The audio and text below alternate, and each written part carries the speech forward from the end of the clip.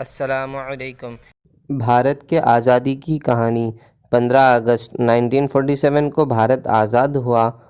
आज़ादी इतनी आसानी से नहीं मिली थी, बहुत लोगों ने कुर्बानी दिया, जैसा कि गांधी जी, अशफाक़ुल्लाह खान, भगत सिंह, चंद्रशेखर आज़ाद, अब्दुल कलाम आज़ाद, सुभाष चंद्र बोस और कई लोगों ने आज़ादी के लिए बहुत मेहनत करे, तब जाके हमें आज़ादी मिली।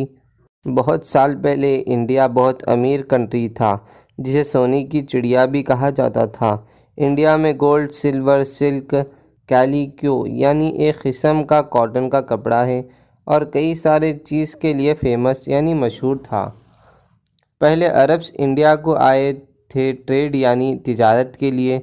अरब्स इंडिया से चीज़ें ख़रीद कर यूरोपियंस को बेचते थे। फिर कई लोग फ्रांस, नेदरलैंड्स और ब्रिटिश से इंडिया को आए ट्रेड करने के लिए। 31 दिसंबर 1600 में ईस्ट इंडिया कंपनी इस्टेब्लिश्ड हुई। जैसा ट्रेड बढ़ता गया, ब्रिटिश इंडिया पर पूरी पकड़ बनाना चाहते थे। जब मुग़ल एम्पायर औरंगज़ेब की डेथ हुई, मुग़ल की पावर कम हो गई, जिसका फ़ायदा ब्रिटिश उठाए। जब 1799 में टीपू सुल्तान शहीद हुए, फिर उसके बाद ब्रिटिश को चैलेंज करने वाला कोई नहीं था।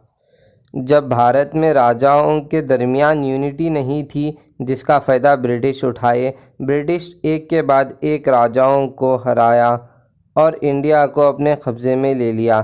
ब्रिटिश सिर्फ अपना फ़ायदा देखते थे और ब्रिटिश जैसा चाहते वैसा रूल करना चाहते थे। ब्रिटिश इंडियन फार्मर्स को ज़बरदस्ती इंडिगो क्रॉप की फसल उगाने के लिए फ़ोर्स करते थे और ब्रिटिश बहुत कम दाम में इंडिगो और कॉटन ख़रीद लेते थे। ब्रिटिश ने इंडियंस को मिल्स और फैक्ट्रीज़ भी खोलने की परमिशन नहीं दी थी। इंडियंस ब्रिटिश से बहुत नाराज़ थे। फिर first war of the independence 1857 में शुरू हुई, जिसमें बंगाल आर्मी के सोल्जर्स कई ब्रिटिश ऑफिसर्स को मार दिए।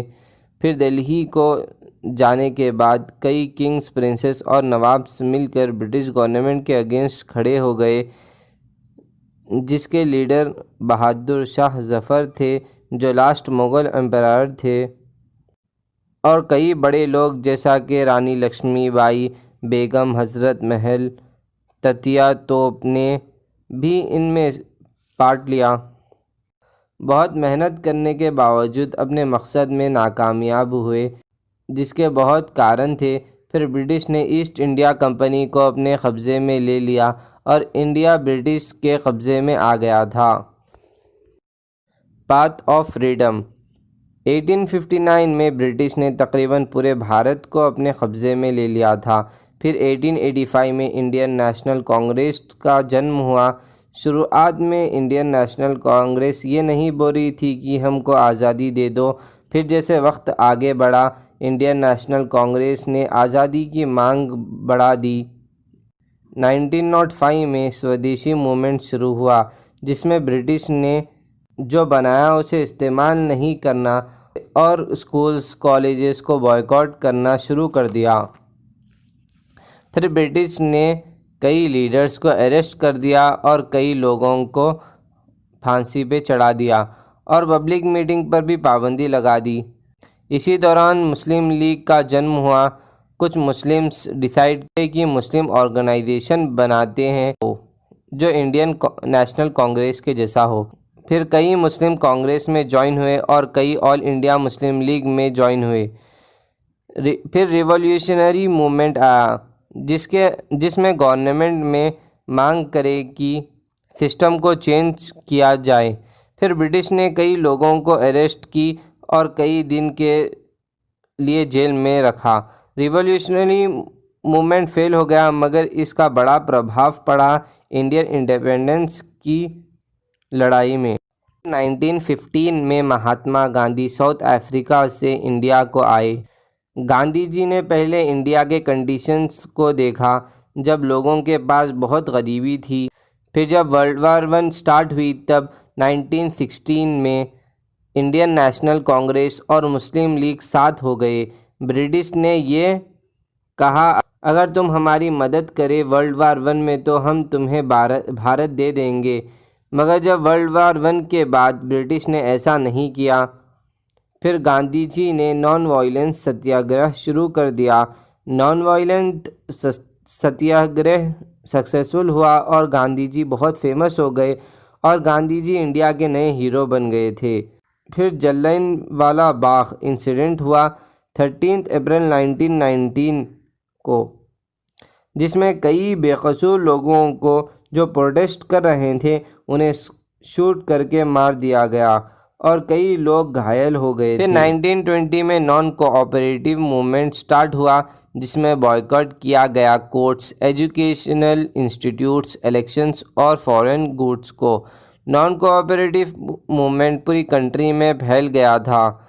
बहुत लोग ज्वाइन हुए, जिसमें हिंदू मुस्लिम यूनिटी भी दिखी। फिर चौरी चौरा इंसिडेंट हुआ था, जिसमें वायलेंस हुआ, जिसकी वजह से गांधी जी बहुत नाराज़ हुए और फिर नॉन कोऑपरेटिव मूवमेंट को विथड्रॉ कर दिया। फिर गांधी जी अरेस्ट हो गए थे। ब्रिटिश ने इंडिया को सॉल्ट भी बनाने की इजाज़त नहीं दी थी। फिर गांधी जी ने कहा सॉल्ट लॉ को हटा लो, मगर ब्रिटिश ने नहीं माना। फिर गांधी जी ने सॉल्ट लॉ के अगेंस्ट जाकर सी वाटर से सॉल्ट बनाए। फिर कई लोग ज्वाइन हो गए थे, जिसे सिविल डिसओबीडियंस मूवमेंट भी कहा जाता है। ब्रिटिश ने ये मूवमेंट को डिस्ट्रॉय करने की बहुत कोशिश की और कई लोगों को मारा और हज़ारों लोगों को अरेस्ट किया। कई लीडर्स और गांधी जी भी अरेस्ट हो गए थे। वर्ल्ड वार II के शुरू होने के बाद 8 अगस्त 1942 में क्विट इंडिया मूवमेंट स्टार्ट हुआ, जिसमें कई लोग शामिल हुए। यह मूवमेंट पूरी कंट्री में स्प्रेड हो गया था। ब्रिटिश चाहते थे कि इंडिया के लोग वर्ल्ड वार II में हिस्सा लें, जिसके जवाब में इंडियन नेशनल कांग्रेस ने डिमांड किया कि हमें सेल्फ रूल चाहिए, मगर ब्रिटिश नहीं माने। फिर कांग्रेस ने एक रेजोल्यूशन पास किया, जिसमें ब्रिटिश रूल को ख़त्म करना था। 9 अगस्त 1942 को गवर्नमेंट ने कांग्रेस के लीडर्स को अरेस्ट कर लिया, जैसा कि गांधी जी, नेहरू जी, मौलाना आज़ाद और कई सारे लोग। फिर बहुत वायलेंस हुआ, कई लोगों की जान गई। जब वर्ल्ड वार II ख़त्म हुआ, ब्रिटिश की हालत ख़राब हो गई थी। ब्रिटिश ने कहा हमें पावर ट्रांसफ़र करनी है और हम भारत को छोड़कर चले जाएंगे।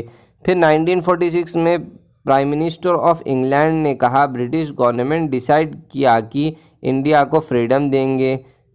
ब्रिटिश कैबिनेट दिल्ली को आए, जब कई सारे डिस्कशंस हुए इंडियन लीडर्स के साथ। इंडिपेंडेंस के लिए 24 मार्च 1947 को लॉर्ड माउंटबेटन ने अनाउंस किया कि इंडिया और पाकिस्तान का बंटवारा होगा। इस अनाउंसमेंट से कई हिंसा हुई और कई लड़ाइयाँ हुई, जिसमें हज़ारों लोगों की जान गई और कई लोग बेघर हो गए थे।